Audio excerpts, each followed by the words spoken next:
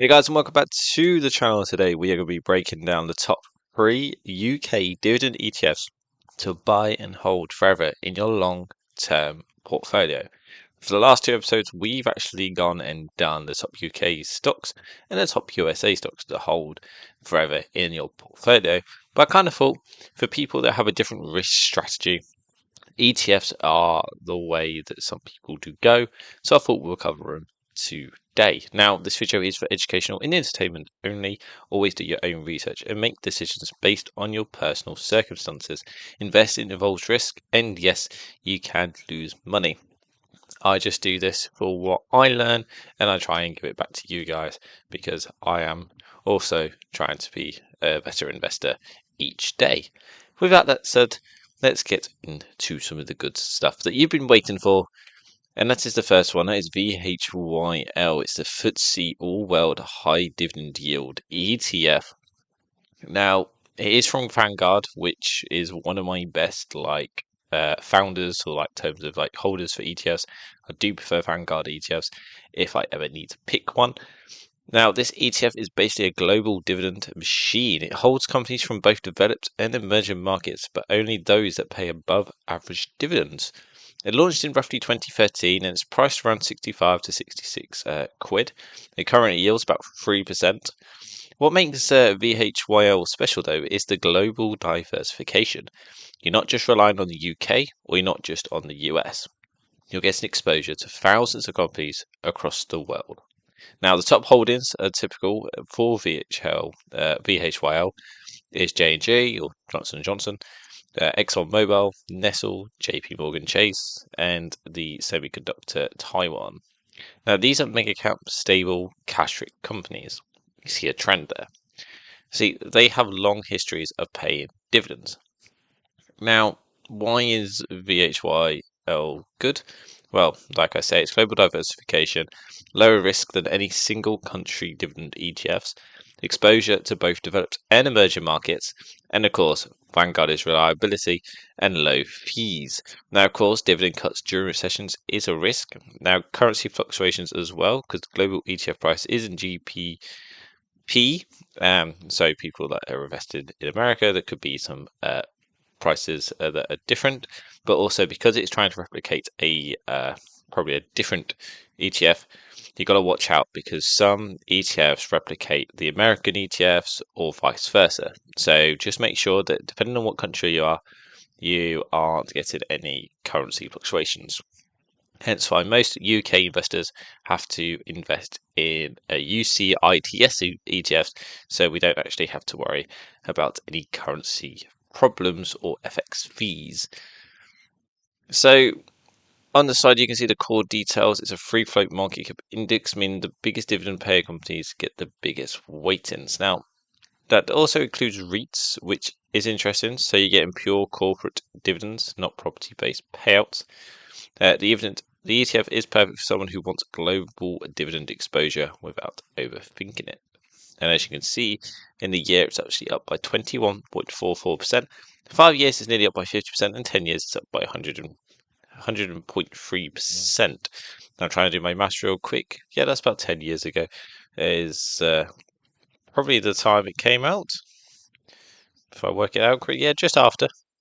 So that's all right then. So it's actually up by 100%. It's just because all time it's actually up by 97%. So if you invested 10 years ago, you're better off. I was just trying to do quick maths. Right, next one, IUKD. So there's the iShares one. This is the iShares UK dividend. And as you can tell by the title, it is going to be based on 50 high-yield UK companies instead of going global. Now, it launched in roughly 2005, making it one of the older dividend ETFs in the UK market. And the dividend yield is actually quite strong here at 4.53%, which is actually higher than VHYL. Now, the top holdings is a British American Tobacco, Vodafone, HSBC, BP, and Glencore. Now, if you are from the UK, these are very much UK dividend giants. They're high yield, but sometimes at a higher risk. So, why is IUKD good? Well, for example, the higher dividend yield. If you are focusing on income, this is a good one to pick. It also pure UK exposure. So if you think the UK market is going to basically outbeat and outrun the US or the European or different other countries, then of course this is a good one for you because you get pure UK exposure. It's great for income-focused investors and simple concentrated portfolio. However, I believe if I can remember correctly, the UK market is actually only like I think it's only 3%, or so it's point something. It's a very low number. I don't think it's double digits. Of if you invest in like the VHYL, so like this one, if you invest in a UK ETF, you only get like 3% or something. I swear it's like something really small. So you're missing out on like 92%, 90% of the whole world of companies. So if for example UK outperforms for so many years, but then underperforms, you miss out on those gains. If you kind of make sense there. But I think it's a very small number. I will go over it if somebody wants me to go over it in a future video in terms of deep diving into global ETFs. Now, of course, talking about that, it's got heavy exposure to energy, tobacco, and financials, and dividend cuts hit harder in a 50 stock portfolio and are more volatile than the global dividend ETFs. Now, the IUKD is all about high yield UK companies. It's great investors who want income now, but remember, higher yield often means higher risk. If you do want a UK focused dividend ETF, this is probably one of the most popular options that are out there. And if you did invest a year ago, you're actually up by 20%. 5 years ago, you're up by 30%. 10 years ago, you're actually up by 14%. And if you actually invested by the time it actually came out, you're actually down just by nearly 1%. But including dividends, you're actually going to probably be in the green. So, and we get on to the final one here, and that is TDIV, or the VanEck and Morningstar Developed Markets Dividend Leaders ETF. Yes, that is a very long name. This one is a bit of a hidden gem. It does track the Morningstar Dividend Leaders Index, which screens for companies with strong dividend history, sustainable payout ratios, and high financial quality. Now, this only launched in about 2016 and yields are roughly around 3.32%, and it focuses on developed markets only. Now, for TDIV, the top holders are Microsoft, Apple, Broadcom, Cisco, and Intel. Now, there's a trend there. Yes, this only dividend ETF here that includes big tech. That's a huge advantage because when TDIV is good for reasons, it's because it's tech heavy.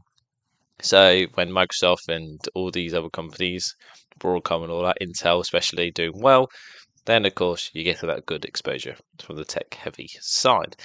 The strong quality screens that Morningstar has, low risk of dividend cuts, and good long-term growth potential. However, the tech dividends are smaller than traditional sectors. They've got higher valuation risk and a lower yield than the IUKD.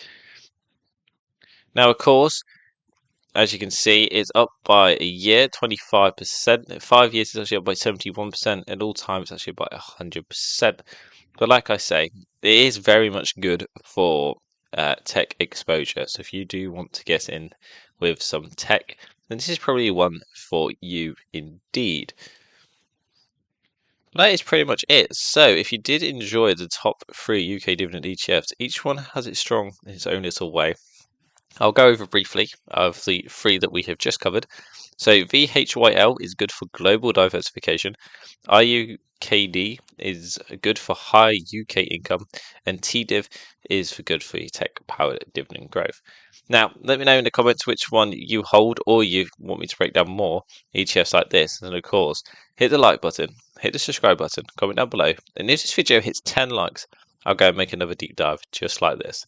Make sure to subscribe, and I'll see you on the next one. Goodbye.